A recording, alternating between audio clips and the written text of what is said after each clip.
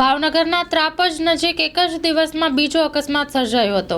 પ્રાપ્ત થતી માહિતી મુજબ ગઈકાલે ભાવનગરથી સોમનાથ નેશનલ હાઈવે ત્રાપજ ગામ નજીક બસ અને ટ્રકનો ગમખ્વાર અકસ્માત બન્યો હતો। ત્યાંથી ફક્ત 200 મીટર દૂર બીજો અકસ્માતનો બનાવ બનવા પામ્યો છે, જેમાં ઇકો કારના ચાલકે છકડો રિક્ષાને ટલ્લો મારતા છકડો પલટી મારી ગયો હતો, જેના કારણે તેમાં રહેલ 15 થી 18 મજૂર લોકોને નાની મોટી ઈજાઓ પહોંચતા તમામને સારવાર માટે તળાજા હોસ્પિટલ ખસેડવામાં આવ્યા હતા, જ્યારે અકસ્માત ઇકો કાર ચાલક ફરાર થઈ ગયો હતો।